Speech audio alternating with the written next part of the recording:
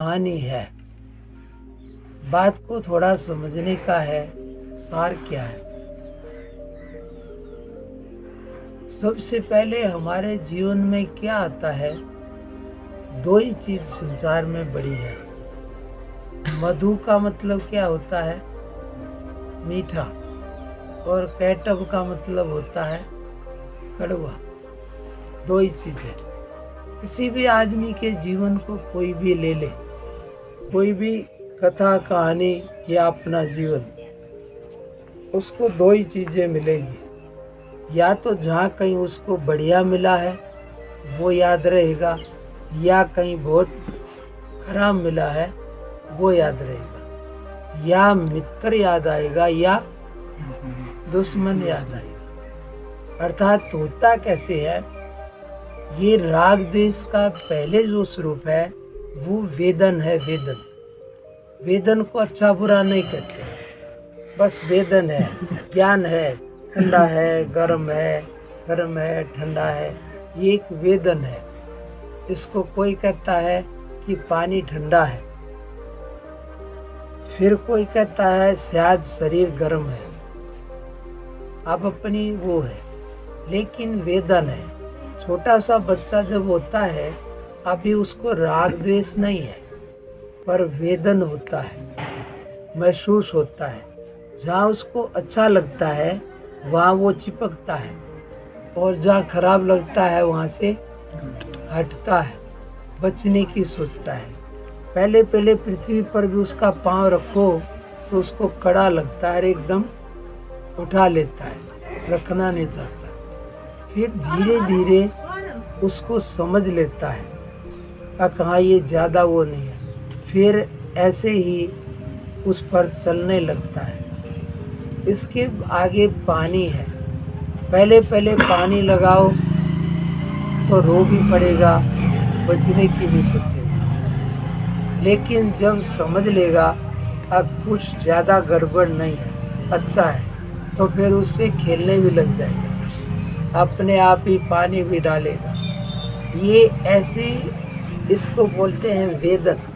अर्थात जहाँ अच्छा लगता है वहाँ चिपक जाता है, और जहाँ खराब लगता है वहाँ से बचने की सोचता है, वहाँ से हटने की सोचता है।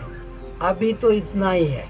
पहले पहले तो वेदन में ही आता है, उसके पहले एक संवेदन होता है। बाद में जिसमें वेदन ज़्यादा अच्छा लगने लग जाए, उसको फिर से चाहना, यहाँ से राग की शुरुआत होती है। जैसे कोई चीज़ खाने को मिले, ठीक है, अच्छा वेदन है, लेकिन फिर उसी में अरे यार ये तो बहुत अच्छा, और देना, तो यहाँ से फिर राग हो जाता है, धीरे धीरे राग में बदलता है। ये चीज़ बढ़िया नहीं लगी, नहीं यार ये सब्जी मैं नहीं खाऊंगा, ये द्वेष में चलने लगता है।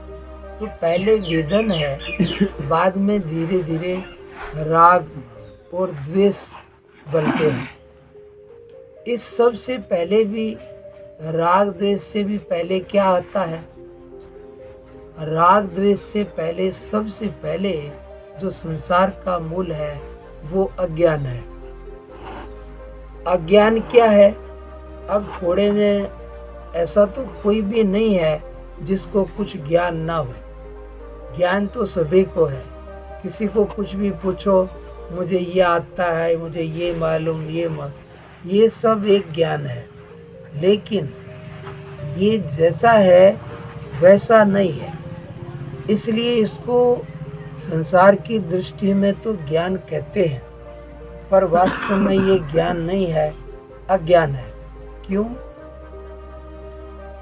क्योंकि ये नाम, गाम, जाति या तुम जो भी कहो, वो व्यवहार के लिए सच्चा है, पर कोई भी लेके नहीं आया था, और ना कोई लेके जाएगा, और ना सपने में ये रहता है, ना नींद में रहता है।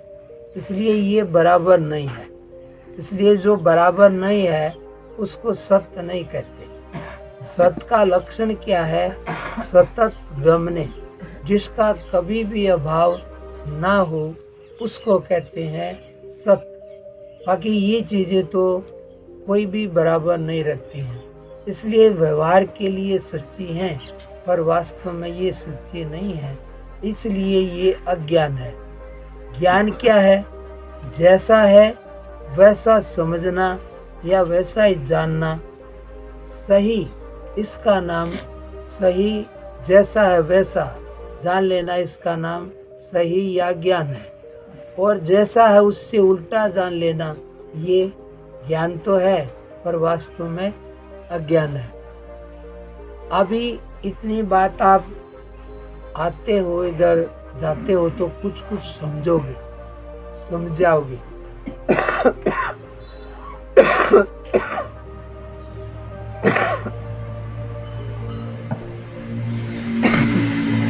ये इस जीवन में सबसे पहले अज्ञान है। अज्ञान के बाद में क्या है? अस्मिता। अस्मिता क्या चीज है? ये आप थोड़ा समझोगे तो समझ जाओगे। यानी कि पहले तो ये आता है कि जो आप सहज हो उसको छोड़ के जो नहीं हो उस पर आते हो। यानी कि ये संसार कहेगा तेरा नाम नेटू है, चंदू है, रामू है, ये है। अभी बच्चे को कुछ मालूम नहीं, पर दूसरे कहेंगे तो वो भी बोलने लग जाए और धीरे धीरे ये पक्का होता चला जाता है। वो भी मानता चला जाता है, दूसरे भी कहते चले जाते हैं ये माँ है, ये पापा, ये पिताजी। वो सबके लिए कोई भी ऐसा नहीं है, लेकिन फिर भी व्यवहार में उसी को सच्चा मानता है और इसी मान्यता में संसार चल पड़ता है। संसार कब तक है? जब तक मानते हो।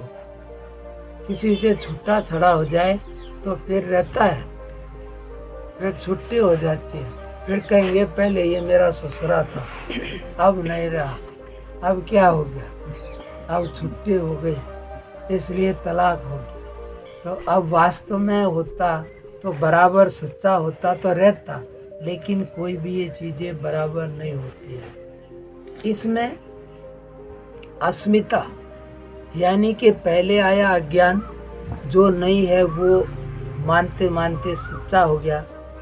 अस्मिता है एक भार से उसी संग से एक मैं मिल गई जो सच्ची नहीं है। नाम गाम जाति ये एक मैं मिली, ये सच्ची नहीं है। सच्ची कौन है? जो पहले भी थी, अभी भी है और हमेशा के लिए रहे। तो इसलिए यहाँ जो संसार में एक मैं मिलती है वो संग की है और सदा रहने वाली नहीं है। इसलिए इसको कहेंगे ये सच्ची नहीं है। अस्मिता। ये दो के बाद में तीसरा बंधन आता है राग, और उसके आगे आता है द्वेष। ऐसे ये संसार धीरे धीरे और जैसे जैसे ये चीज़ें आती जाती हैं, बाहर के संग से हम अपने को समझते जाते हैं, तो ये संग छूट जाए तो घबराहट भी होती है। किसी का भी बच्चा ही है, माँ बाप के साथ अच्छा है, लेकिन वो चले जाएं इधर उधर तो बच्चा है कि नहीं है ना, पर वो रोने लग जाता है। क्या हो गया? है थोड़े समय के लिए साथ छोड़ेगा। अरे वो कहीं ना कहीं तो है ही, फिर वो रोता क्यों है तो सही ना, मरा तो नहीं, इसलिए वो रोता है।